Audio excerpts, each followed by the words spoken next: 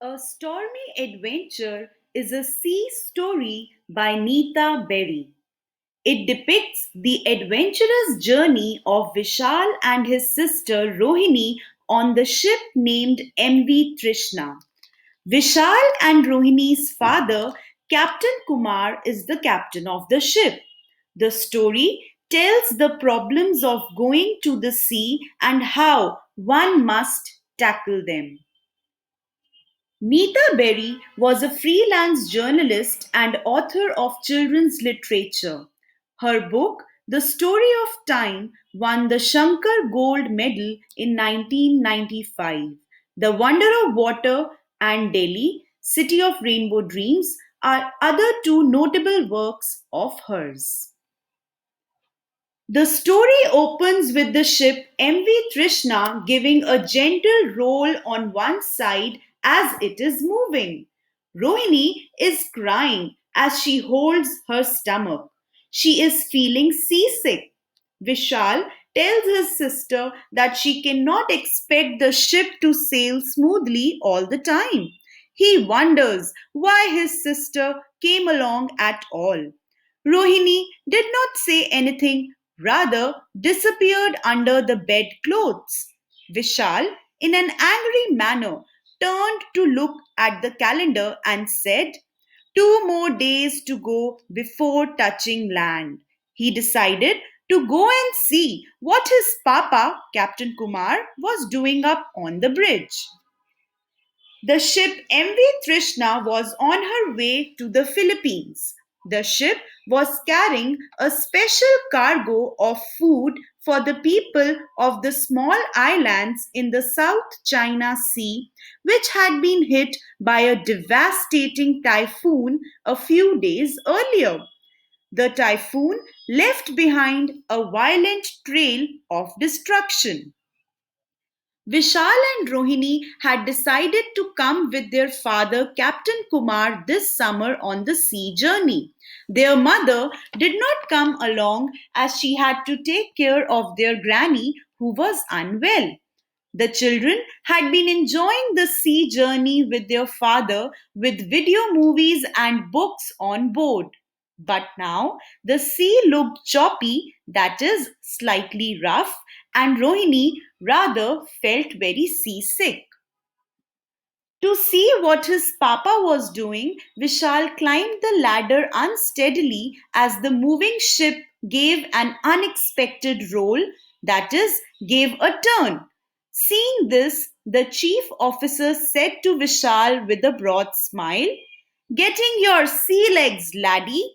He wanted to say that Vishal, who was a lad, that is, a young boy, was getting his sea legs, meaning he was trying to get comfortable with the sea journey. The chief officer called him a seaman with a rolling gait, that is, style of walking.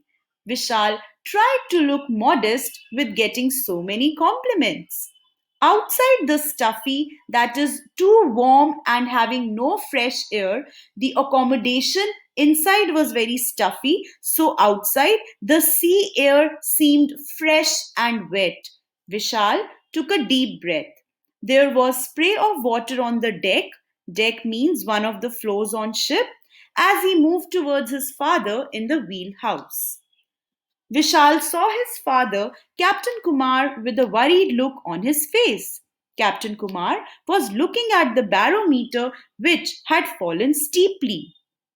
He looked at Vishal and said, "Well, it looks like we are in for rough weather soon.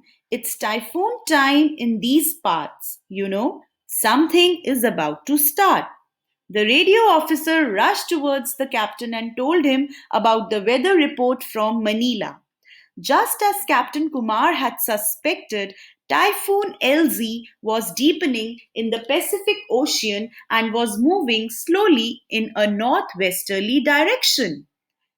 Captain Kumar analyzed that at its present speed, the typhoon will pass 70 miles away from them within 24 hours, which was not a good sign.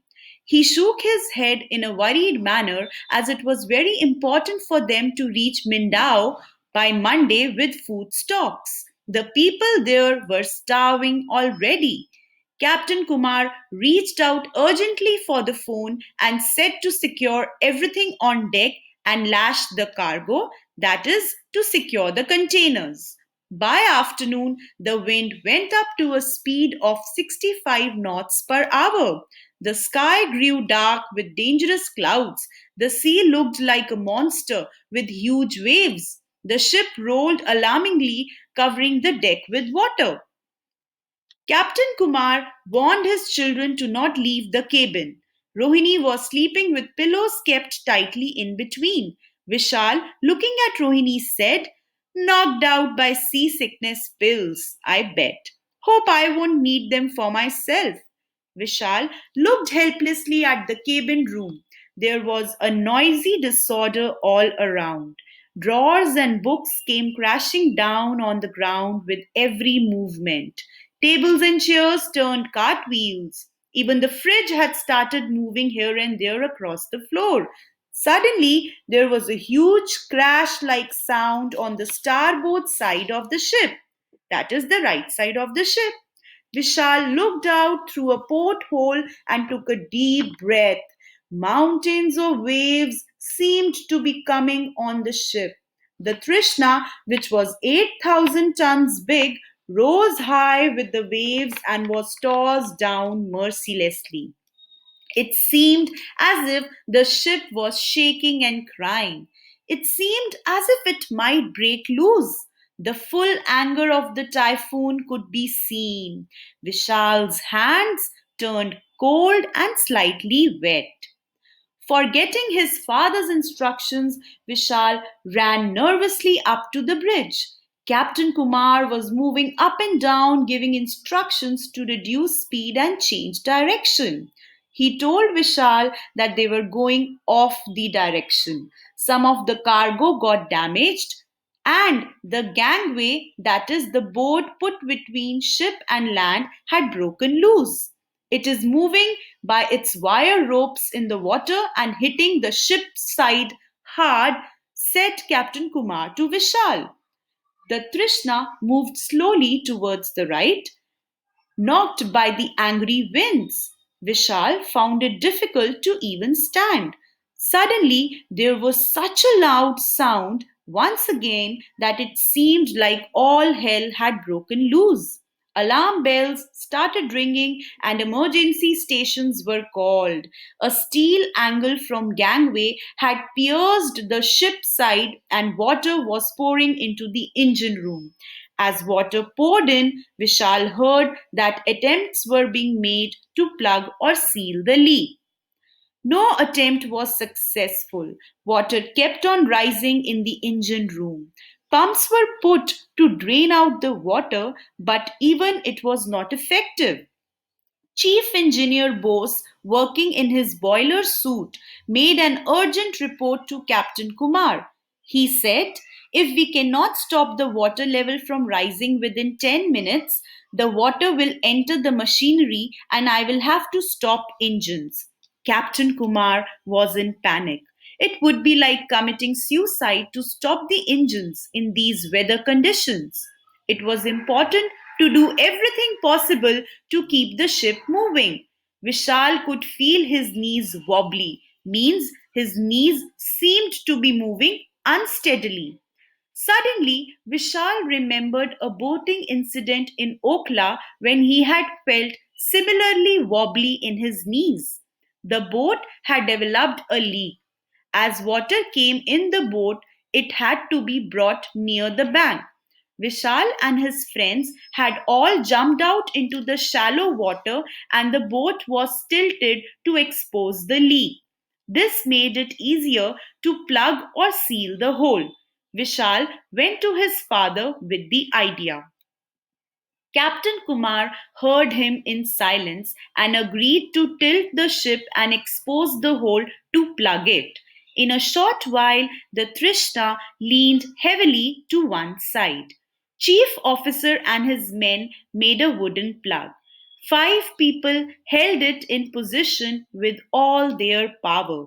They blocked it in with cement. At last, it held tight. Water stopped gushing in. There was relief as pumping operations began to dry out the engine room. That was a near one, exclaimed Captain Kumar as he stepped into the cabin some hours later, throwing off his raincoat. But your idea worked, Vishal. Perhaps that saved us. Latest weather reports showed that Typhoon Elsie was moving away. The barometer was rising and the wind was reduced. Even though they were 12 hours late, Captain Kumar said that everyone must rest. He smiled even though he was tired and said to his children, "We are back on course. The damage is not as bad as we feared." "Oh, thank God," said Rohini in relief, who had not moved from her bed at all. She said, "Do you know, my stomach has stopped churning? Maybe I have got my sea legs after all." Vishal's legs were still wobbly. How close they had been to the eye of the storm. Vishal thought that it would be a great story to tell the boys at school. They were now very near to the islands of the South China Sea. The violent spirit of the sea seemed to be calm and soothed. The wind had died down as if by magic. Now, indeed, it was a smooth sailing. So, this was all about the sea story, a stormy adventure. Hope you enjoyed it. Thank you.